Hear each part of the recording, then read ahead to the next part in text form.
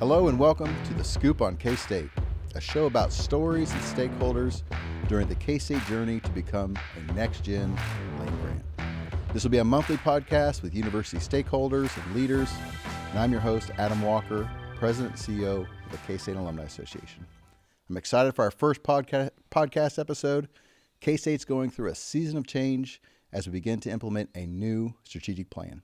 This plan outlines how K-State will transform to serve new kinds of learners, solve grand global challenges like water shortages, and contribute to the economic prosperity of our state. Leading K-State through this process is my first guest, K-State President Richard Linton. Welcome, President. Well, thank you. Certainly glad to be here. And hey, listen, this is the inaugural event, and I'm so happy to be here. Great. So as you know, this podcast is called The Scoop on K-State. The Scoop on K. So what does that mean? What is the Scoop on K-State? So it's the inside scoop on what's going on at K-State. All right. And I figured more appropriate than have Call Hall ice cream, right, and share a scoop. I think that's a good idea. From your perspective, tell us what you selected and why. Well, of course, the flavor that I selected is the president's flavor. It's Cherry Choco Crunch. And so it's Michigan-style cherries with vanilla-based ice cream and a very crunchy chocolate that's there. And so at each university that I've been at in an administrative role, I've had an ice cream. And in all cases, that ice cream had to include two things, cherries and chocolate. And so the Call Hall team worked on this really hard over the last several months, and we launched it at the beginning of the Next Gen Strategic Planning event back in September.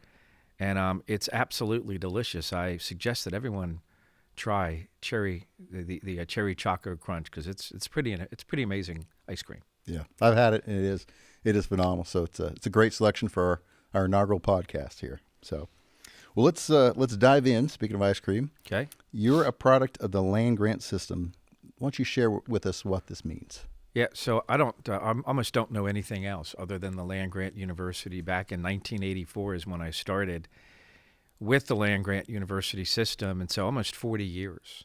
And so this is my fifth Land Grant University. I was a student at Virginia Tech and got my bachelor's, master's, and PhD at Virginia Tech, was there about 8.5, 9 years. Then I went on to Purdue University where I was an assistant, an associate, and a full professor, and was there for 18 years. After Purdue University, I then went a little bit east and went to the Ohio State University and was the department chair of the Department of Food Science and Technology, actually the largest food science program in the country, and then went on to be dean of the College of Agriculture and Life Sciences at NC State University and was there for about a decade before coming here to Kansas State University just about 2 years ago. So there's really nothing else that I know and understand relative to higher education. And what I like about the land grant system is it's all about the people of the state. You know, how can you create economic impact and improve lives within the state? And I've got a strong passion for the land grant system. Yeah. So what do you think it means specifically to the state of Kansas? So when you think about what the purpose of a land grant university is, you take a look at the opportunities where a state can grow and be better. You know, how can we thrive economically? How can we create jobs? How can we create vibrant communities and solve the big, bold challenges of the state, like rural health, community health, like housing, like daycare? These are things that are really, really important to the state. And what makes the land grant system different is we're not just about being on one physical campus. We're in all 105 counties, making a difference in people's lives each and every day. We don't talk about 19,500 students. We talk about 3 million people that we can impact and affect each and every day. Yeah, very important for that access. So your strategic plan launched in September. Yep. And was appropriately named Next Gen Land Grant. Yeah. So tell us more about that and kind of where we're at in that process. So this was a year and a half in the making. We've spent a long time trying to get this next generation land grant university correct. And we launched it in September. And it's all about thinking about what's important about the foundation of a land grant, which is research, teaching, and outreach and engagement. But not only what the foundation of a land grant is, but what the future should be relative to these three different mission areas. So we launched it back in September, and now we're in the process of making big, bold investments to be able to grow what are teams thought were important to grow as a part of the strategic planning process. And so we're in the implementation and execution phase, and we'll kind of track our progress over time to show what a difference we're making over time. Yeah. So expanding on that, you took a lot of time to learn the ins and outs of the land grant model. So what do you think we need to become Next Gen Land Grant by the university? What are the impacts of that? So I think we have to think about research, teaching, and outreach and engagement differently. So as an example, when we talked about students, I think there's two things that were important: the kind of student and the student experience. So let's first talk about the kind of student. If you look in our strategic plan, we talk about expanding our learner base to more than 30,000. And so we're expanding it not to just degree-seeking students, but also non-degree seeking learners that might get credentials or might get certificates that might enable them to be able to grow in their careers and start their professional journey. The land grant mission is not about giving degrees. The land grant mission is about providing education so that people can thrive and grow. So I think that's a big change with the next generation of students. Yeah, so the other piece of students is the student experience. And so we celebrate at Kansas State University the incredible student experience that we have here. It's one of the best in the country. But we want to take what we're really great at and expand it and make it even better.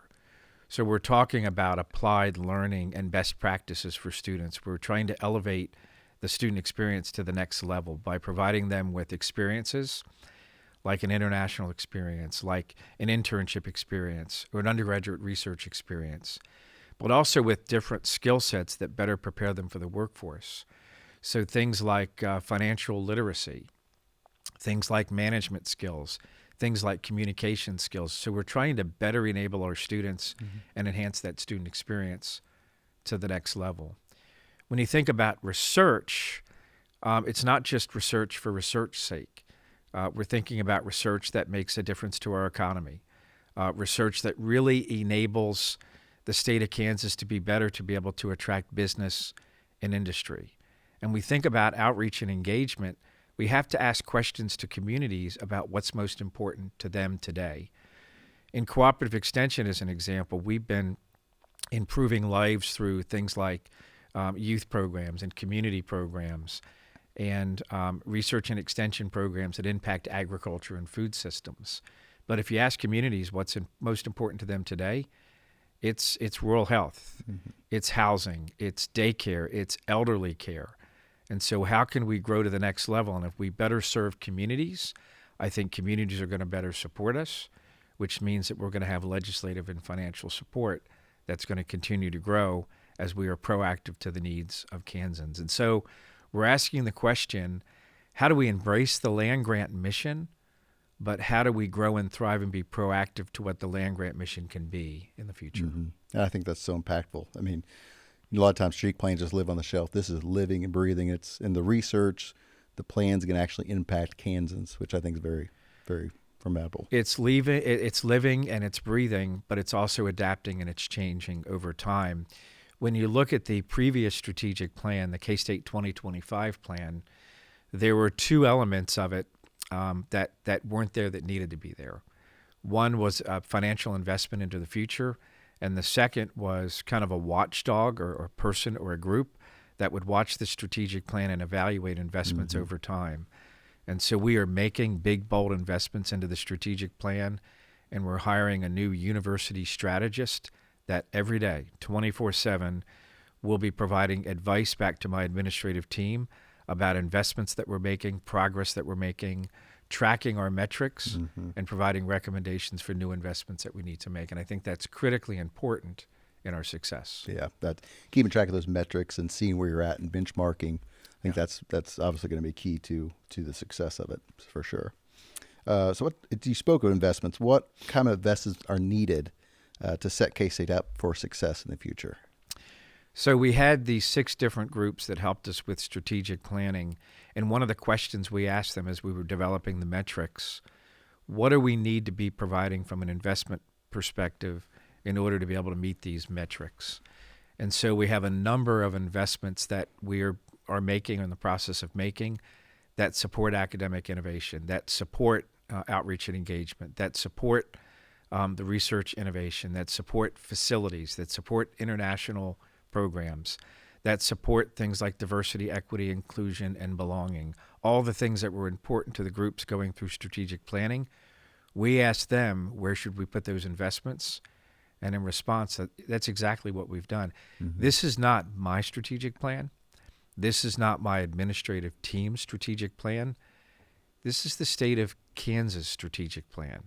We reached out to stakeholders, over 10,000 throughout this entire state, to be able to develop what we're calling the People's Strategic Plan. Yeah, that's wonderful. It's really going to be impactful. We've also talked about, people have heard you talk about the One K-State. Yeah. What's that entail, and how does that fit into the larger plan at the university? I think a lot of people would have a different definition of One K-State, but in essence, it's bringing everything and everybody together for one purpose, which is to move K-State forward. And so I think about K-State as being the unity with the Alumni Association, mm-hmm. athletics, the foundation, and the university. That's one great definition of One K-State.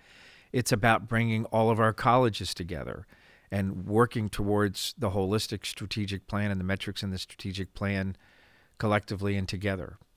It's about our 3 physical campuses here in Manhattan, Olathe, and Salina, and our 105 cooperative extension offices throughout the entire state, and our research and extension operations also throughout the state. It's about bringing them all together about the cohesive goals of the strategic plan that make a difference in our state. It's about everybody working together and pushing forward together to make this the best land-grant university that we possibly can. That's what One K-State is all about. Yeah. And you talk about that One K-State collaboration. How could Alumni and Friends help K-State? How can they help support? Yeah, I think the Alumni Association can be great advocates for what we're trying to accomplish and taking a consistent message out to their communities throughout Kansas and throughout the United States and abroad.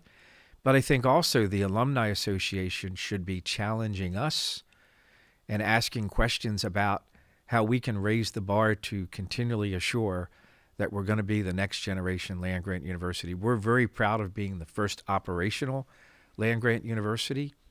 Let's also be proud of being the best next generation land-grant as well. And I don't think we've taken the opportunity to be able to utilize our alumni in this way. If we could have all of our alumni shouting the great things that are happening at Kansas State University, I think it just helps to be able to grow our reputation and help us also bring in more student numbers, which has been the biggest challenge that we've had at Kansas State for the past decade. So I'm going to be asking alumni to do a lot of work for us in the next several years. Yeah, we got some passionate alumni, and so they're there and willing to help. So we do. It'll be exciting to get them charged and together. So we've talked a lot about big ideas and big plans with this Next Gen Chic plan, the impact it's going to have on Kansas and K-State and the university and our alumni. What's your favorite K-State story that comes to mind thus far? Boy, that's a tough question. There's so many great K-State stories. I think for me, I think this Ag Innovation Project is pretty exciting for me. This is a $220 million effort that we're making. It's a facilities effort. It involves 10 different facilities. A handful of facilities are going to be taken down because they can't be modernized. A couple of facilities, Call Hall and Weber Hall, are going to be modernized. And then we're going to have 4 new facilities that are going to be built to be able to help us support the number one economic engine in the state, which is agriculture and food systems. But I think the story behind the story is we've got an opportunity to completely rethink how we work together. And so 30% of these buildings are going to be dedicated to 2 things: private-public partnerships and interdisciplinary work. And so if you have interdisciplinary work, you can go after bigger challenges and have solutions that are done faster to be able to help support our agriculture and food industry.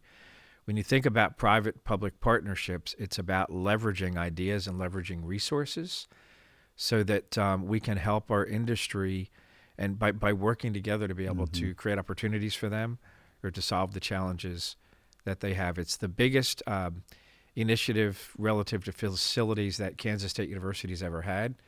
and it's the largest agricultural initiative of any land-grant university in the country. And so that to date is my I guess my biggest story. Yeah, it's going to have a big impact. And you're right. You think about the state economy, and traditionally it's been tied to agriculture. Yeah. This project's really exciting for that. It's going to support our future growth and development. But speaking of traditions, little lighthearted note, what's your favorite K-State tradition? That's no question. It's such an easy one. It's the Wabash Cannonball. And whenever I'm at any kind of an event, a basketball event especially, a football event, the excitement that the students show in the stands with the Wabash Cannonball is frankly the best thing that I've ever seen in sports. And I've been to a lot of venues. I've been to Notre Dame. I've been to Texas A&M. But I don't think there's a better venue and more excitement in a sports arena than the Wabash Cannonball. And what I really enjoy is when I get to bring guests to be able to see it, and I point it out and see what's happening. You've got so many different kinds of students that are out there, and you can just see them all enjoying each other and supporting each other. And the band here is incredible. In fact, I just went to a dinner with the band a couple of weeks ago, and for me, it was the best dinner that I've ever been to relative to students supporting students and getting just super excited about. They're fired up. They're fired up about the awards that they were getting, and it was just a super uplifting night. But without a doubt, it's the Wabash Cannonball. Well, it all plays into, you talked about the best student experience across camp, across the nation, the campus here. I was experiencing that nearly 25 years ago. Yeah. But it is deep. When you go to a game, you see that atmosphere, that excitement. There's nothing like it.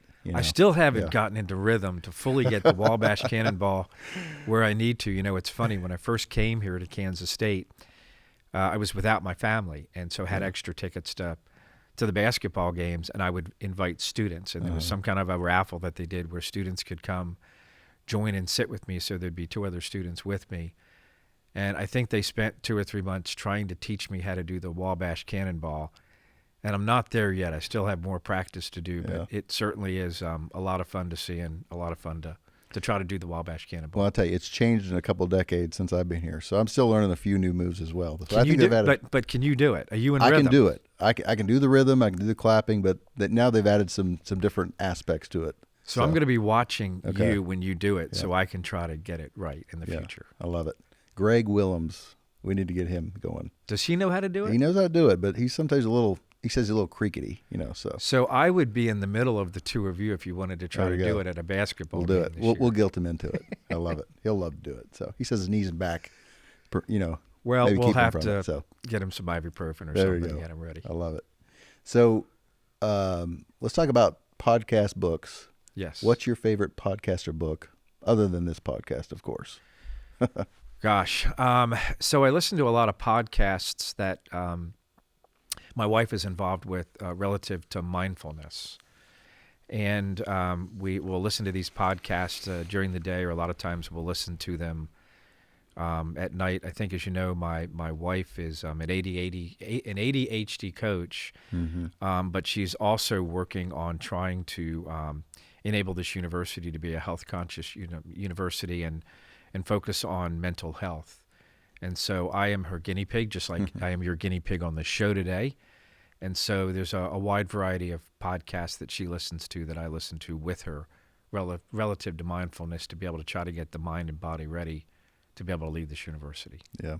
First Lady Sally is just so impressive. And we had her speak to our board earlier this year, and it was just, they were so blown away by how engaging and just passionate she is about her field. She's just really a much better deal than I am. I told her when they hired me. I wasn't going to say it, but the better half is coming in about 6 months. And they say that same thing about me too. Yeah. So we we got that in common. Well, that just means we made good decisions. That's right. That's right. Well, I'm looking forward to, connecting with future leaders, but I just want to personally say, I've been here 5 months. The first month I got here, we got to know each other, but then it's been, 3.5 months with your treatment. We're so glad to have you back. Yeah. Zipping around with a golf cart and see you smiling, and we're so fortunate to have you back. I'm sure you're fortunate to be back, but anything, outlook and how you're feeling and what you're looking forward to in the new year? Yeah, I'm feeling great. So I was 7 weeks with treatment, and I was in Kansas City every day during that time period, and I came home for about 3 or 4 weekends. Still managed to work, between 50 and 60 hours a week. I think I worked because I still wanted to stay connected, and I worked because I needed something else to be able to think about during that time period. Then came back half-time for a few weeks, and then was been full-time for the last month, and kind of working my way into big events and those kinds of things. I missed it. I missed it a lot, and I am, I think, as you know, a pretty engaging kind of a person and like to be one-on-one with people. So I'm really looking forward to when I come back in January to be 100% where I can be actively engaged, in all of these kinds of events with all sorts of people around. It's something I miss. I do have the golf cart. It's up and running again. It's which is fun. I love to take that golf cart around because it's easy to get from meeting to meeting. But the real reason I like to take that golf cart out is almost every time I drive it, I have an opportunity to be able to pick up a student. And when I can pick up a student and have a conversation with them, it's just super uplifting, because at the end of the day, I think we need to remember that's why we're here. I mean, we're here for the state of Kansas. Yep. We're here for Kansans. But at the end of the day, we got to put our students first. Yeah. I may have to take a page out of your book and start zooming around my new Jeep. That purple Jeep, and take them to campus. Or I've seen pictures of that Jeep. I need a ride. It's pretty bright. In that Jeep. Do you have it out here? I do. Yep. Then I might have to ask you for a ride in that Jeep after the podcast today. We could do that. Well, it's a pretty cool color. So it's bright. Kudos to you. Well, thanks for being here. We appreciate everything you're doing, and we're looking forward to moving forward. Hey, Adam, this was a whole lot of fun today. And as I say goodbye on any event that I do, can we do the Go Cats? Absolutely. Go Cats. This has been The Scoop on K-State with President Linton. Future episodes will connect you with other university leaders and explore more about next-gen K-State. I'm Adam Walker, President and CEO of the K-State Alumni Association, and thanks for listening to our show. Be sure to share this podcast with other K-Staters. Hit that follow button wherever you get your podcast. As always, K-State Alumni Association is your connection to campus, and we value your support. And as President Linton would say, go Cats. Go Cats.